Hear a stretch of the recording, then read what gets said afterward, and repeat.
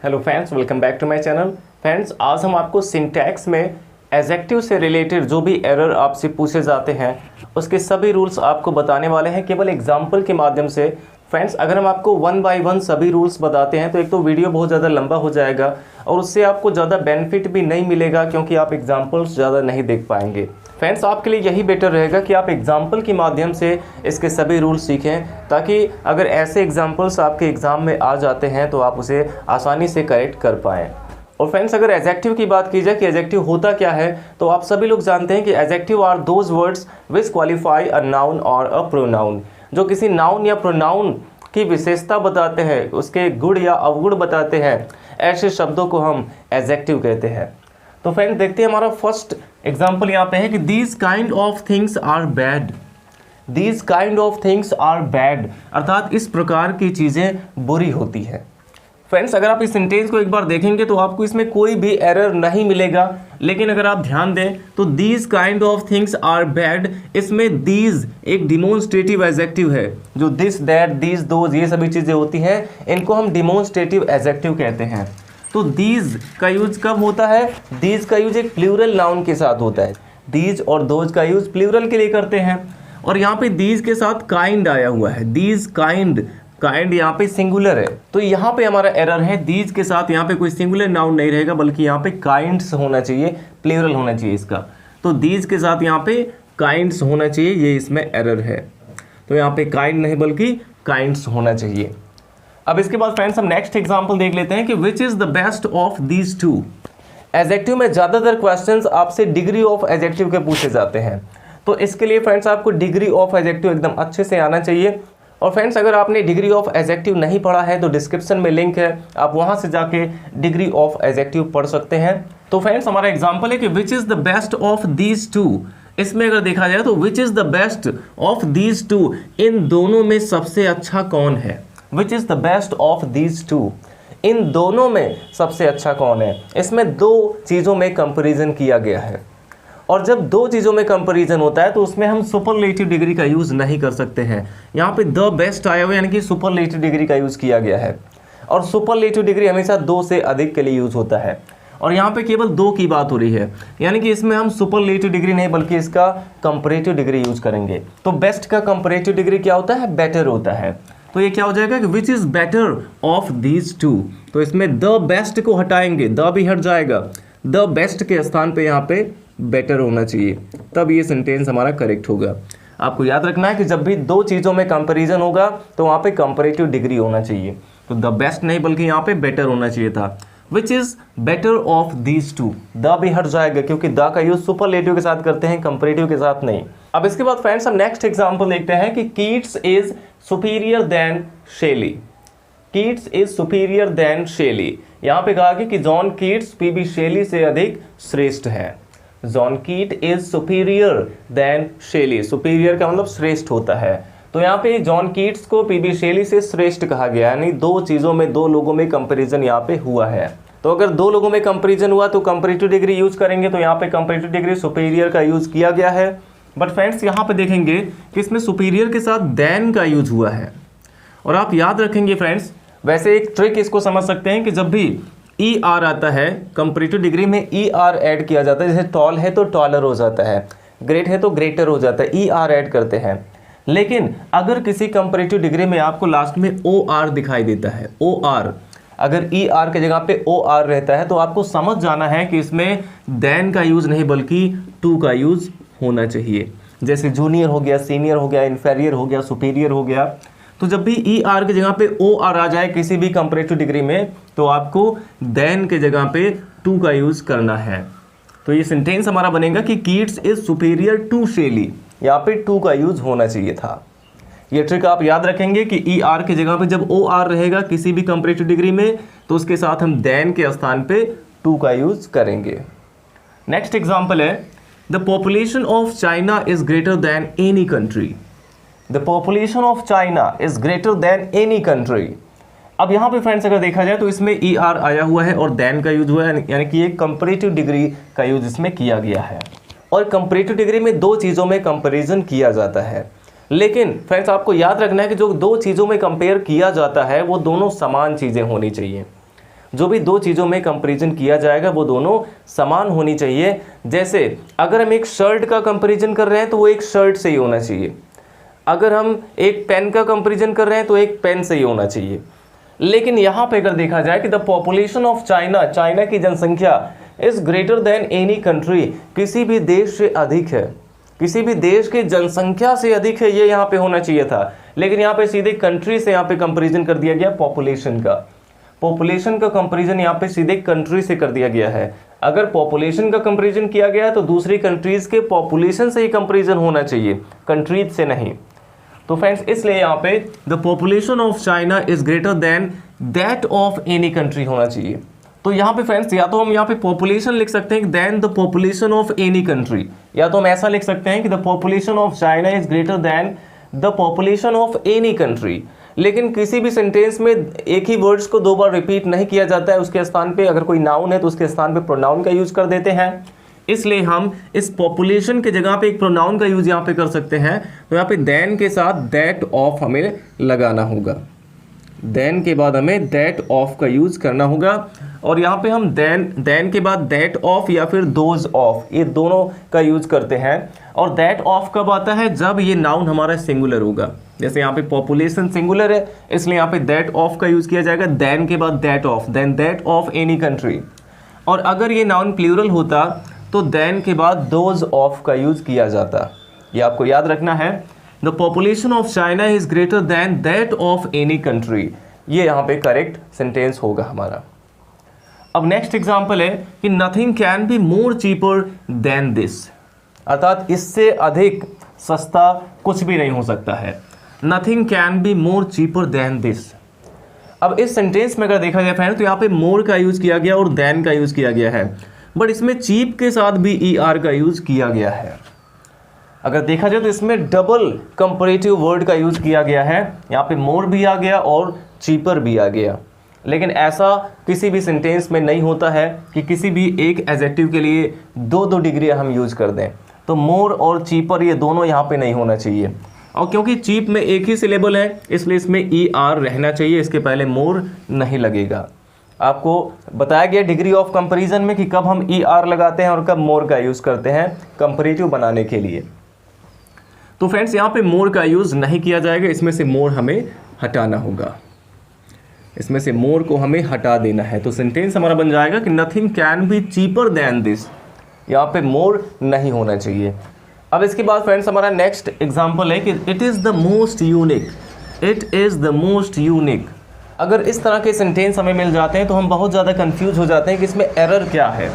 It is the most unique, और इसी तरह से आ सकता है कि this is more perfect, this is more perfect, ऐसा भी पूछा जा सकता है। तो फ्रेंड्स अगर देखा जाए तो यूनिक ऐसा वर्ड है जिसका केवल पॉजिटिव डिग्री ही लिखा जाता है, इसका कंपैरेटिव या सुपरलेटिव डिग्री होता ही नहीं है। कुछ ऐसे एडजेक्टिव होते हैं जिसे हमेशा पॉजिटिव डिग्री में ही लिखा जाता है, उसका कंपैरेटिव या फिर सुपरलेटिव डिग्री नहीं लिखा जाता है, और उन्हीं में से एक यूनिक भी है। तो ये सेंटेंस हमारा होना चाहिए इट इज़ यूनिक, इसमें से हमें द मोस्ट को हटाना होगा, द मोस्ट हटा देना इसमें से। तो सेंटेंस हमारा बनेगा कि इट इज़ यूनिक, ये वाला जो पार्ट है द मोस्ट, इसको हटा दिया जाएगा, क्योंकि यूनिक का केवल पॉजिटिव डिग्री ही लिखा जा सकता है, उसका कंपैरेटिव या सुपरलेटिव नहीं लिख सकते हैं। और फ्रेंड्स इससे रिलेटेड और भी क्वेश्चंस पूछे जा सकते हैं, इसलिए हमने आपको यहाँ पे ऐसे सभी एडजेक्टिव्स बताए हैं जिसको हमेशा केवल पॉजिटिव डिग्री में ही लिखा जाता है। जैसे हो गया एब्सोल्यूट, यहाँ पे फर्स्ट वर्ड हमारा है एब्सोल्यूट। इन सभी वर्ड्स को आपको याद कर लेना है कि इन सभी वर्ड्स का केवल पॉजिटिव डिग्री ही लिखा जाता है। जैसे एब्सोल्यूट हो गया, परफेक्ट हो गया, कंप्लीट हो गया, एंटायर, फुल, होल। अगर इन सभी वर्ड्स का मीनिंग देखा जाए तो सबका मतलब पूरा या संपूर्ण कह सकते हैं। तो absolute, perfect, complete, entire, full, whole, इन सभी का केवल पॉजिटिव डिग्री ही लिखा जा सकता है। और इसके अलावा फ्रेंड्स चीफ, जिसका मतलब मुख्य होता है, तो chief, extreme, unique, right, wrong, circular, blue, golden, round, universal, impossible, इन सभी चीज़ों को हमेशा पॉजिटिव डिग्री में ही लिखा जाता है। ये सभी ऐसे एडजेक्टिव्स हैं जो हमेशा केवल पॉजिटिव डिग्री में लिखे जा सकते हैं, इसका कंपैरेटिव या फिर सुपरलेटिव आपको नहीं लिखना होता है कहीं भी। अब इसके बाद फ्रेंड्स हमारा नेक्स्ट एग्जाम्पल है कि neither girls have long hair. Neither girls have long hair. Friends यहाँ पे नीदर का यूज एक एडजेक्टिव के रूप में किया गया है। Neither girls have long hair, इसका मतलब क्या है कि दोनों में से किसी भी लड़की के पास लंबे बाल नहीं है। तो neither girls have long hair. तो इसमें फ्रेंड्स अगर देखा जाए तो नीदर, ईदर, नीदर इन सभी का यूज जब एडजेक्टिव के रूप में होता है तो इसके साथ हमेशा एक सिंगुलर नाउन आना चाहिए। तो यहाँ पे गर्ल्स नहीं बल्कि गर्ल होना चाहिए, और जब ये सिंगुलर है तो इसके साथ हैव नहीं बल्कि हैज़ होना चाहिए। तो ये सेंटेंस हमारा बनेगा नीदर गर्ल्स, गर्ल्स का हो जाएगा गर्ल, नीदर गर्ल, और इसके साथ हमें हैज़ का यूज़ करना होगा क्योंकि ये सिंगुलर हो जाएगा। Neither girl has long hair, long hair. तो आपको याद रखना है फ्रेंड्स कि ईदर, नीदर इन सब का यूज़ जब एज एन एडजेक्टिव होता है तो उसके साथ हमेशा एक सिंगुलर नाउन आता है, और अगर नाउन सिंगुलर होगा तो इसके साथ वर्ब भी सिंगुलर ही लगेगा। ये सब्जेक्ट वर्ब एग्रीमेंट में आपको बताया गया है। अब फ्रेंड्स हमारा नेक्स्ट एग्जांपल है कि Savita is his older daughter. Friends यहाँ पे आपको ध्यान देना है कि ओल्डर का यूज यहाँ पे किया गया। ओल्डर का यूज भी बड़े के लिए करते हैं। इसका मतलब क्या है कि सविता उसकी बड़ी बेटी है। Savita is his older daughter, ये कहना चाह रहा है कि सविता उसकी बड़ी बेटी है। लेकिन फ्रेंड्स आपने देखा होगा कि बड़े के लिए एल्डर का भी यूज़ करते हैं। एल्डर का भी यूज़ बड़े के लिए करते हैं और ओल्डर का भी यूज़ बड़े के लिए करते हैं। बट दोनों का यूज़ हम कब करते हैं? जब किसी एक ही फैमिली मेम्बर्स की बात होती है। जब फैमिली मेम्बर्स की बात होती है, एक ही फैमिली की बात होती है, तो वहाँ पे बड़े के लिए एल्डर का यूज़ होता है। और जो फैमिली से अलग, अगर फैमिली से अलग कोई रिलेटिव है, कोई फ्रेंड है, तो वहाँ पे हमें ओल्डर का यूज़ करना होता है बड़े के लिए। जब एक ही परिवार के हैं, जैसे माता पिता, भाई बहन, बेटा बेटी, इनमें से अगर कोई रहेंगे तो वहाँ पे हमें एल्डर का यूज़ करना होगा। और इसके अलावा अगर कोई रिलेटिव है, कोई बाहरी रिलेटिव है या फिर कोई फ्रेंड है, तो उसके साथ हम ओल्डर का यूज़ करेंगे। बट यहाँ पे बात हो रही है बेटी की, कि Savita is his older daughter. यहाँ पे बेटी की बात हो रही है जिससे इसका खून का रिश्ता है। इसलिए यहाँ पे क्या करेंगे, डॉटर के पहले एल्डर का यूज़ होना चाहिए। यहाँ पे ओल्डर नहीं बल्कि एल्डर होना चाहिए, क्योंकि इसमें बेटी की बात हो रही है। नेक्स्ट एग्जाम्पल हमारा है कि the 3 first chapters of this book are good. The 3 first chapters of this book are good. जब आप इस सेंटेंस को एक बार देखेंगे तो आपको इसमें कोई भी एरर समझ में नहीं आएगा। लेकिन अगर आप ध्यान देंगे इस पे कि the 3 first chapters of this book, इसको अगर आप बोल के देखेंगे तो सेंटेंस हमारा बैठेगा नहीं, यहाँ पे सूट नहीं करेगा कि द 3 फर्स्ट चैप्टर्स। फ्रेंड्स इसका रूल क्या है, इसमें जो 3 यहाँ पे आया हुआ है, 1 2 3 4 5 6, इसको क्या कहते हैं, ये सब कार्डिनल न्यूमरल्स कहलाते हैं। और जो इसमें फर्स्ट का यूज़ किया गया, first, second, third, fourth, fifth, इसको हम ऑर्डिनल न्यूमरल्स कहते हैं। कार्डिनल और ऑर्डिनल, ये 2 टाइप के यहाँ पे न्यूमरल्स होते हैं। और एक मल्टीप्लिकेटिव भी होता है, जिसको जैसे सिंगल, डबल, ट्रिपल, ये सब जो है ये मल्टीप्लिकेटिव न्यूमरल्स में आते हैं। तो द 3 फर्स्ट चैप्टर्स, इसका रूल क्या होता है, सबसे पहले ऑर्डिनल न्यूमरल्स होने चाहिए और उसके बाद कार्डिनल होने चाहिए। और अगर इसमें एक और भी आ गया, यानी कि कोई मल्टीप्लिकेटिव भी आ गया, तो मल्टीप्लिकेटिव वाला लास्ट में होना चाहिए। मल्टीप्लिकेटिव अगर आएगा तो वो लास्ट में होना चाहिए। सबसे पहले ऑर्डिनल न्यूमरल्स होने चाहिए, फिर कार्डिनल होना चाहिए और उसके बाद मल्टीप्लिकेटिव न्यूमरल्स होने चाहिए। यही इसका क्रम होना चाहिए। और जो ऑर्डिनल न्यूमरल्स होते हैं, इसको ये क्या होते हैं, first, second, third, fourth, fifth, ये सब कहलाते हैं ऑर्डिनल न्यूमरल्स। और कार्डिनल न्यूमरल्स क्या होते हैं, जो 1 2 3 4 5 6, ये सब जो होते हैं इसको हम कार्डिनल न्यूमरल्स कहते हैं। और मल्टीप्लिकेटिव न्यूमरल्स क्या होते हैं, जैसे सिंगल हो गया, डबल हो गया, ट्रिपल हो गया, तो इन सब को हम कहते हैं मल्टीप्लिकेटिव। अब इसमें अगर देखा जाए तो पहले 3 आया, यानी कि पहले एक कार्डिनल न्यूमरल्स आया हुआ है और उसके बाद फर्स्ट आया, यानी कि इसके बाद ऑर्डिनल वाला आया हुआ है। तो यहाँ पे हमारा एरर है, पहले ऑर्डिनल होना चाहिए, यानी कि पहले इसमें फर्स्ट होना चाहिए था।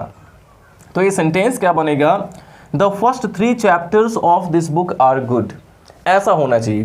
पहले इसमें फर्स्ट आना चाहिए और उसके बाद 3 आना चाहिए। ये फर्स्ट को इधर लेके आएंगे और 3 को उधर लेके जाएंगे, तब ये सेंटेंस हमारा करेक्ट होगा। पहले ऑर्डिनल नंबर होना चाहिए यहाँ पे फर्स्ट, और उसके बाद कार्डिनल नंबर होना चाहिए, यानी कि 3। तो ये बन जाएगा कि the first the first 3 chapters of this book are good. इस तरह से इसको बनाएंगे और ये क्रम आप इसको याद रखेंगे। अब इसके बाद नेक्स्ट एग्जाम्पल हमारा है कि of the 3 meat, fish and milk.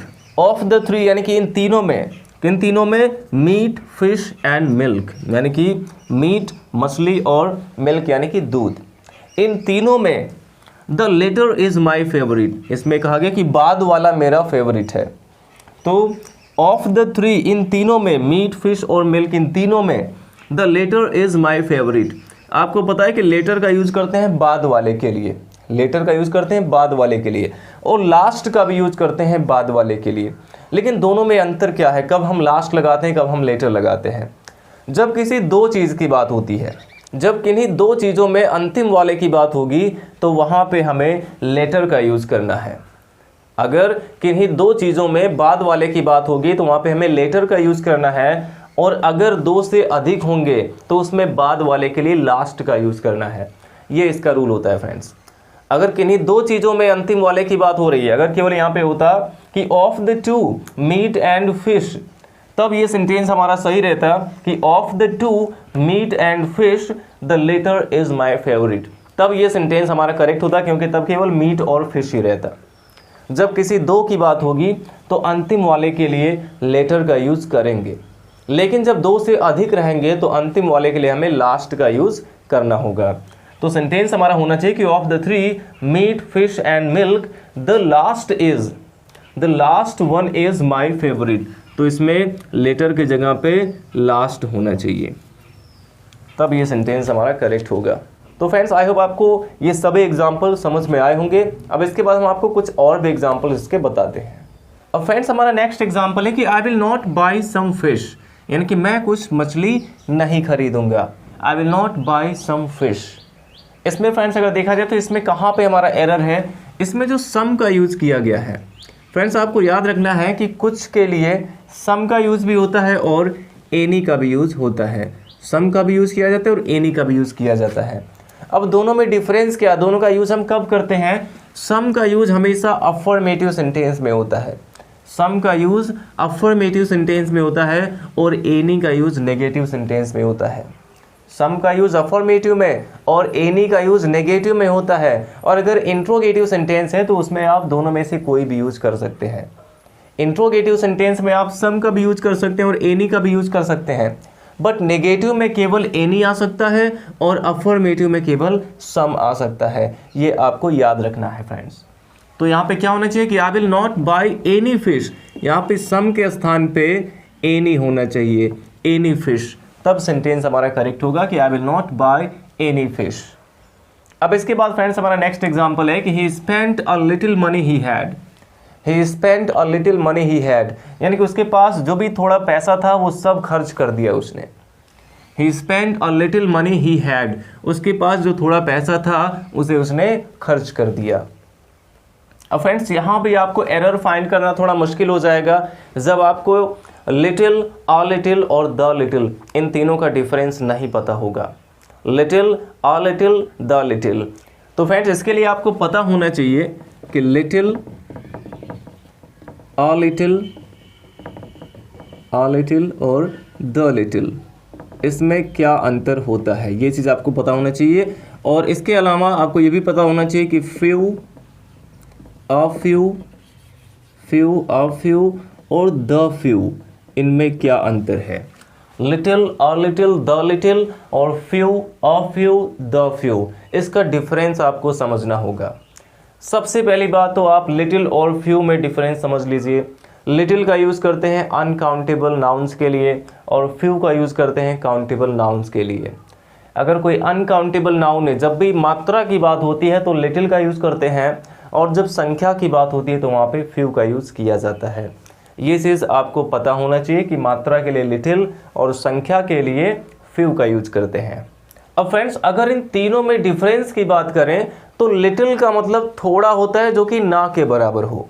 Little का मतलब थोड़ा लेकिन ना के बराबर, लिटिल का मतलब होता है ना के बराबर। उसी तरह से फ्यू का भी मतलब होता है बिल्कुल ना के बराबर, इतना कम कि बिल्कुल ना के बराबर। और अगर इसके पहले आ लग गया कि आ लिटिल, तो अ लिटिल का मतलब थोड़ा कह सकते हैं, अ लिटिल का मतलब हो गया थोड़ा। और अगर द लिटिल आ गया तो द लिटिल का मतलब थोड़ा ही लेकिन सब, जितना उसके पास है सब, थोड़ा लेकिन सब, तो इसका मतलब हो जाएगा थोड़ा लेकिन सब।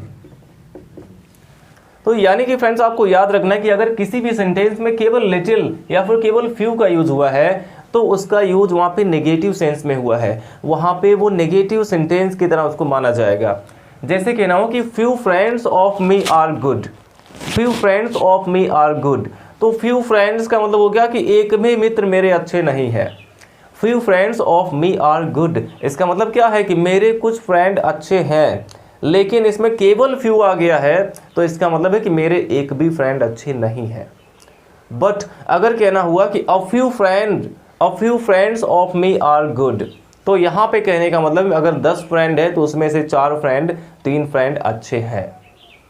और अगर कहा जाए कि the few friends of me are good, the few friends of me are good, अब इसका क्या मतलब है कि उसके थोड़े ही फ्रेंड्स हैं, यानी कि ज़्यादा फ्रेंड्स नहीं है, उसके थोड़े ही फ्रेंड्स हैं, लेकिन जितने भी हैं वो सब के सब अच्छे हैं।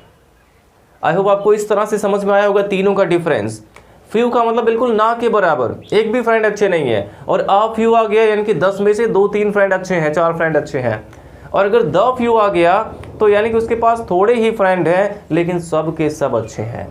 तो इस तरह से आप few, a few, the few और ठीक इसी तरह से लिटिल, अ लिटिल और द लिटिल का डिफरेंस समझ सकते हैं। तो उसी तरह से फ्रेंड्स यहाँ पे हमारा जो सेंटेंस है कि ही spent a little money he had, यहाँ पे कहा गया कि उसके पास जो थोड़ा धन था उसने सब खर्च कर दिया, जो भी थोड़ा था सब खर्च कर दिया। जब सब खर्च कर दिया तो यहाँ पे अ लिटिल नहीं होना चाहिए बल्कि द लिटिल होना चाहिए। आई होप आपको समझ में आ रहा होगा। ही spent the little money he had, ये यहाँ पे होना चाहिए, उसके पास जो थोड़ा धन था भी उसने सब खर्च कर दिया, तो यहाँ पे अ लिटिल के जगह पे द लिटिल होना चाहिए, तब ये सेंटेंस हमारा करेक्ट होगा। तो फ्रेंड्स अब हम देख लेते हैं हमारा नेक्स्ट एग्जाम्पल जो कि है he is one of my best friend. He is one of my best friend का मतलब क्या है, वह मेरे सबसे अच्छे मित्रों में से एक है। वन ऑफ का मतलब में से एक, he is one of my best friend, वह मेरे सबसे अच्छे मित्रों में से एक है।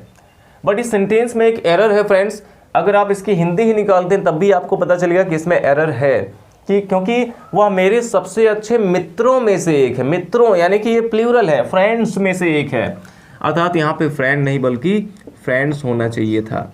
तो जब भी वन ऑफ का यूज़ होता है कहीं भी तो इसके बाद जो नाउन आता है वो प्लूरल ही होना चाहिए। तो he is one of my best friends यहाँ पे होना चाहिए, फ्रेंड नहीं होगा।